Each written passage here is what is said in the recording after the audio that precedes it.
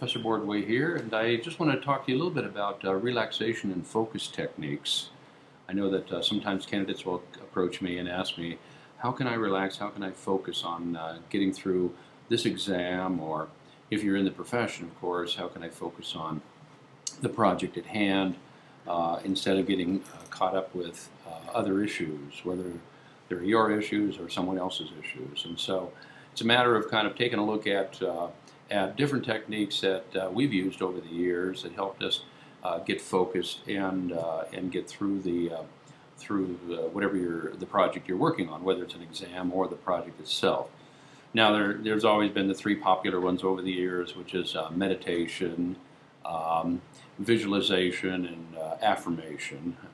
And in meditation, of course, the trick is, the concept is to stay focused on not thinking of anything, actually. So the brain is not controlling you, you're controlling the brain, so to speak. So you sit there for 20 minutes, 30 minutes a day, listen to some music if you like, and just kind of stay focused on thinking of nothing. And so that would basically be a meditation technique to where what you're doing is you're training your mind not to be distracted by other people's issues or challenges that come up in your life and so on. So the advantage of meditation, there's always different types of meditation as well. There's open eye meditation, there's sitting quietly, there's standing meditation, there's walking meditation.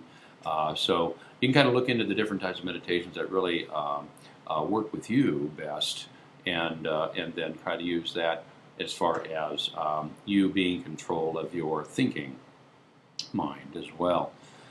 There's also what is called visualization, and that's basically where we visualize the ultimate outcome that we want in the situation as well. So whether that's the passing all the exams, or getting that project, that $20 million project, or a small project, either one. And so it's a matter of visualizing the outcome, the positive outcome, and trying to keep in sync, or vibe, as they say nowadays, the vibration of that outcome. Because, as you've heard before, the law of attraction and all that, it's a matter of getting in sync with the right vibration that you want to have to allow that outcome to come into you. Okay. Now, sometimes we're not light switches either, and so sometimes it's difficult to hold the vibe, so to speak. And so, you kind of stop yourself every once in a while. Okay, what am I thinking of? And so on throughout the day, and try to stay into a high vibe, as they say, a high vibration, to try to attract what you want into your life.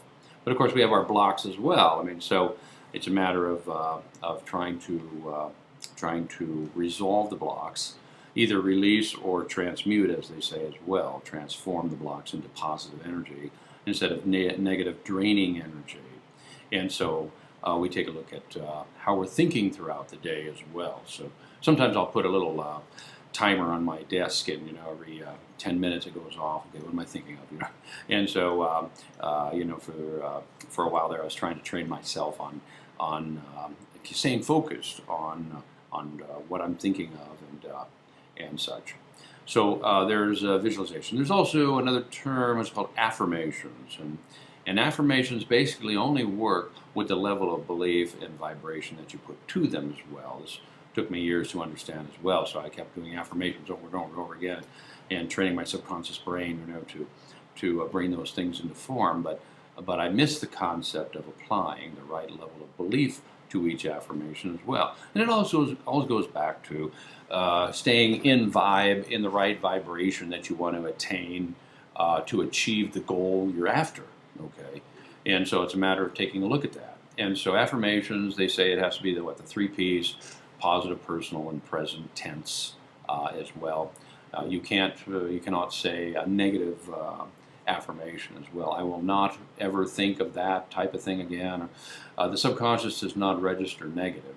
It only registers positive. So we have to stay with positive type of statements as well, and then put a belief to that. So that always helps. So the three popular ones: meditation, affirmation, visualization, has always been around for a while. And so it's a matter of trying to take a look at those types of issues to help us.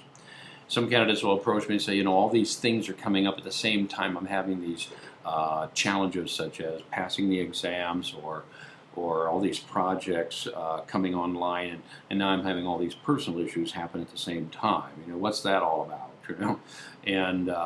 And so of course my recommendation is, okay, well, just understand what the challenge is, why it's there, what good will come out of the challenge, that type of thing, and try to send some positive energy to that challenge as well, to try to disseminate or not make it as powerful as it seems to be. Most things in life that seem to be negative or wrong in the way we want them to be aren't so powerful after all when you go to face them. Just face them head on. They disseminate usually what happens, which is what we'd like negative draining things to do. And so we've got those types of issues, and then there's also other techniques and theories out there as well as far as relaxation and focus. There's the Reiki with the power coming from the hands and so on, and you can send yourself energy as well, and kind of help you to stay focused and have a positive attitude and outlook on life as well. I know sometimes when things seem to happen, it's like it's all at once, and when it rains, it pours, and all that stuff. And so, how can we end up staying focused on, and thinking that it's not so bad after all, and just stay focused and energized as well? So, Reiki, the power with the hands. There's level 1, 2, and 3 seminars out there, and so on. You can take a look at those, and perhaps kind of learn how to send energy as well. The old statement through religions is, "I will pray for you." What they're really saying is, "I'm going to send energy to you," and that's what we're kind of getting into now. The year 2012, and so it's a matter of kind of thinking out of the box these days. The old techniques seem not to work, so it's a matter of kind of bringing into form some new energy and powers that, as they say, some theories are that we've had before eons ago, back in the days of Atlantis and Lemuria and so on. But anyway, so Reiki, you might want to think about possibly doing that, sending energy to yourself or to others to help them through their times of crises, perhaps. There's also Dr. Pearl's reconnection, and he doesn't really call it energy, as I understand it. He wants to call it more like a universal power type of thing, and it increases with distance as well, as opposed to energy increasing the closer you are type of thing. But there's different theories, different beliefs going on out there. Depends what resonates with you, as far as getting you through the challenges you have now to where you have a much smoother, happier life. Okay, and so reconnection is, there's different movements and so on, and that you can do, and you can look at Dr. Pearl's website as well for that. I think there's level 1, 2, and 3 there as well, and then you get a certificate for reconnection. But you can do it on yourself. You can do it through distance. You can do it to other people as well. So then there's another theory out there. I think it's called access consciousness, and this is where Dr. Dane and Gary is basically going through. Gary Douglas, the founder of Access Consciousness, by the way, is going through, and their main objective, as I understand it, is to remove the blocks that create the good that we should have. And so they go through a number of releasing techniques and statements and so on to help us remove the blocks so that we can get to the other side or through the gate, or however you want to see it, to achieve the goals that we want. So we have Access Consciousness, and you can always check into their website and check into their seminars as well if you want to try to achieve through their techniques what you want in life.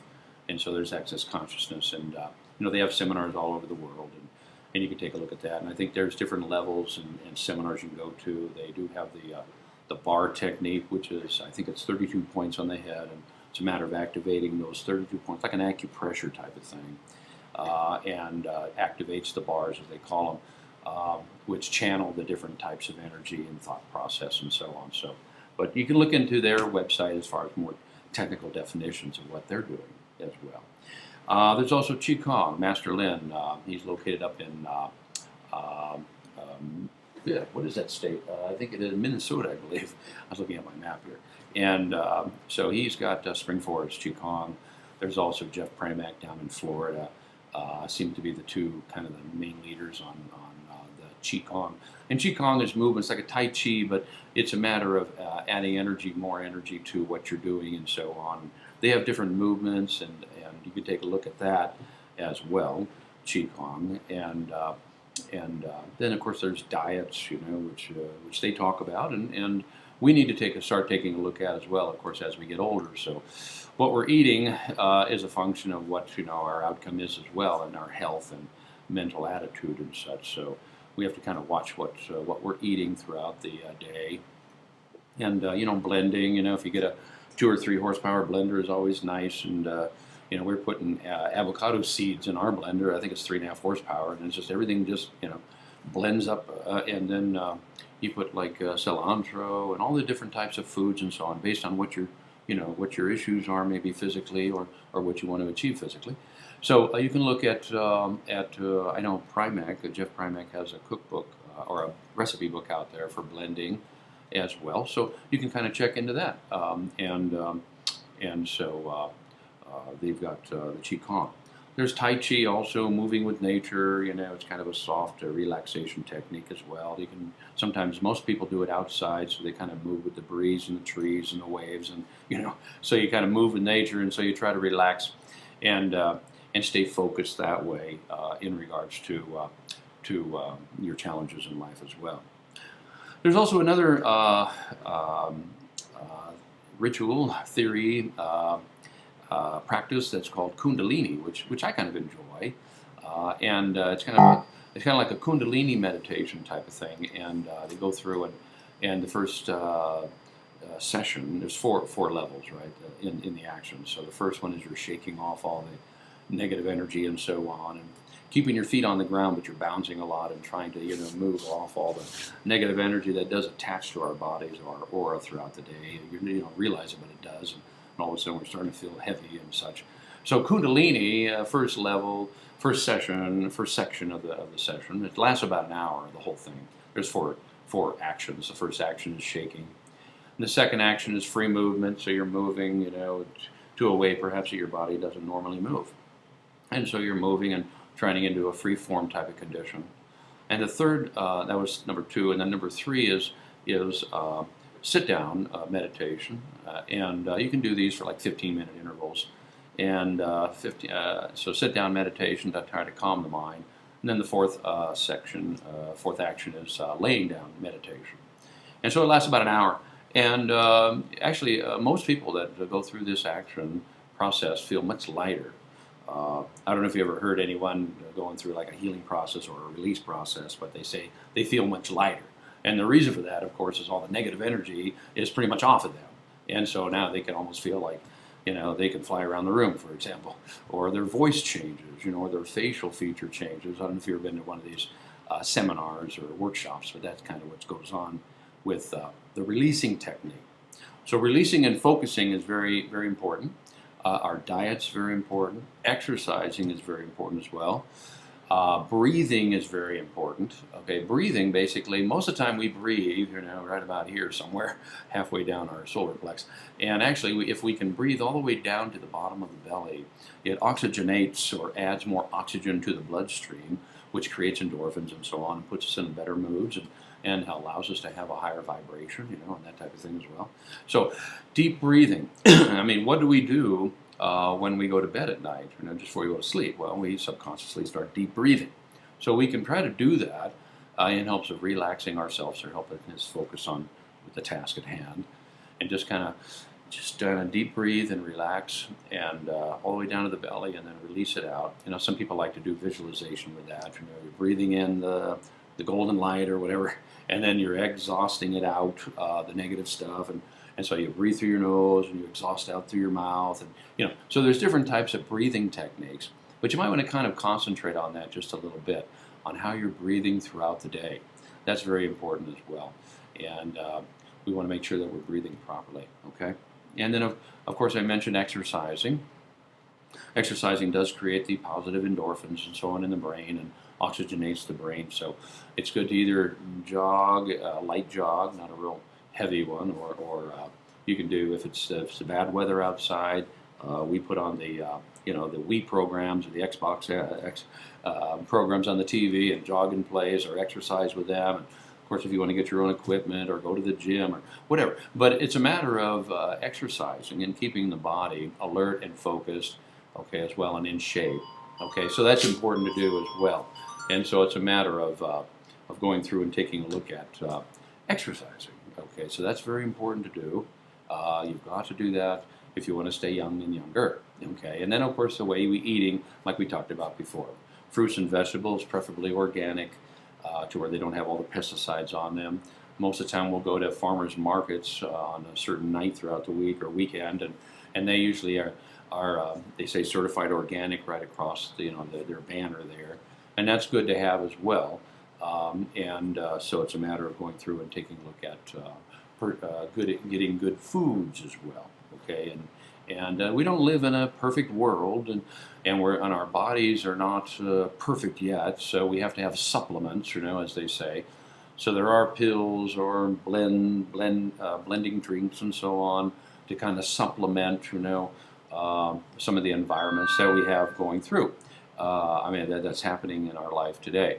Okay, so I hope that some of these relaxation techniques kind of help you. I do have a website at the bottom of this page, because the other practice I have is kind of healing practice and treating practice and such as well with my wife and son. So if you want to attend or purchase or look into the services that we have to offer, you're welcome to do that as well, because we do that all around the world. We do the healing services, send you energy and that type of thing as well. And then we also follow up with notes as to what we have discovered in regards to your blocks or issues. And then we'll send the notes off, and then we follow up with a Skype actually, or a phone call, and we'll talk for about an hour actually on the phone regarding your particular issues perhaps that you're working through. So I hope that this kind of helps you in regards to relaxation and techniques. And if you have any questions, just give me a call, and I'll be happy to talk with you. Thank you. Take care. Bye-bye.